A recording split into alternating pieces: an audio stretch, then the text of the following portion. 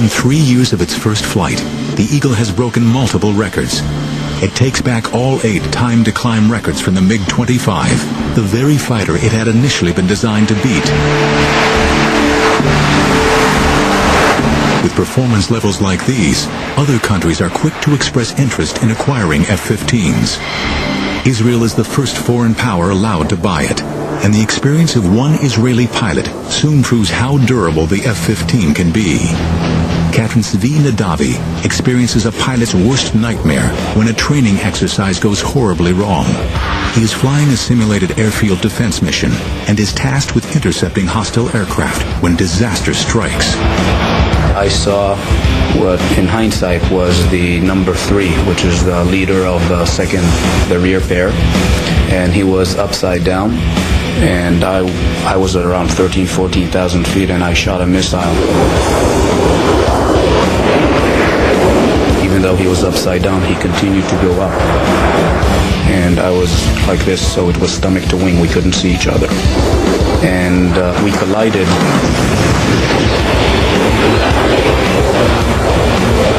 Big commotion, big bang.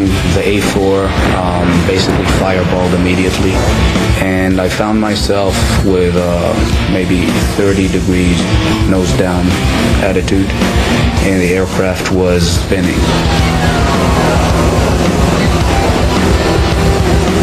Right after the crash, I told my navigator, prepare to eject, we're going to eject.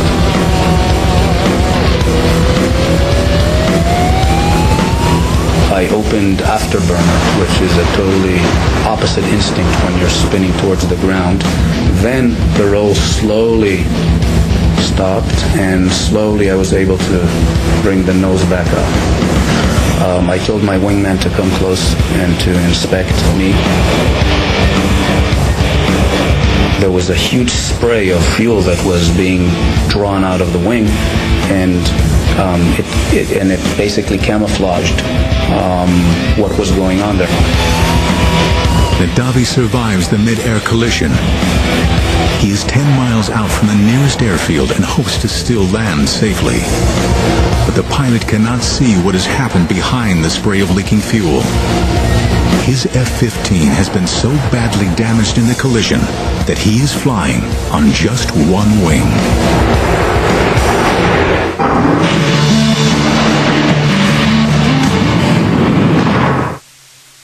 On last week's episode of The Revolution.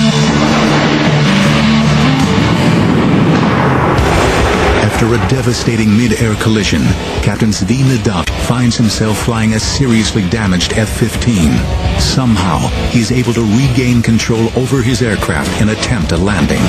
I approached the airfield. I crossed the threshold where usually in an F-15 you cross at 130 knots.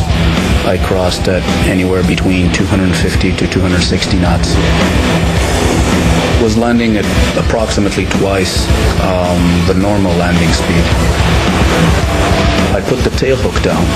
There was a cable at about 1/3 of the runway, and we went into that cable. But because of the speed, the hook is not built for those speeds, and the hook basically tore off the airplane.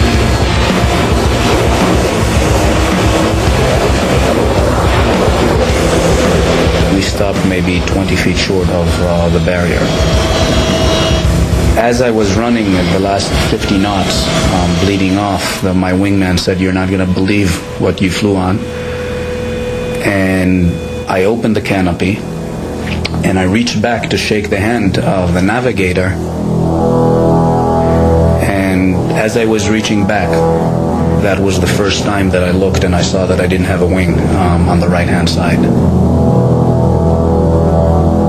It's highly likely that if I would have seen it clearly, I would have ejected, because it was obvious you couldn't really fly an airplane like that. I don't think any other aircraft could have taken that amount of damage or that portion of its flight surfaces removed and continued to bring us home safely.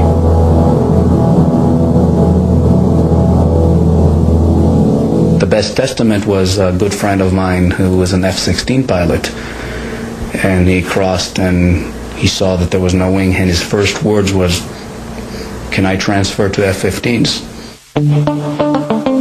It should be aerodynamically impossible for an aircraft to fly with one wing missing. McDonnell Douglas sends a team to investigate the incident. Their first inclination was it was a taxiing accident. It couldn't happen in air in the airplane.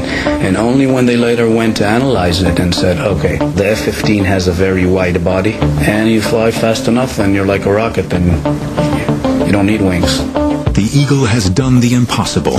If a pilot can land an F-15 with just one wing, the plane should be able to endure unimaginable punishment on the battlefield.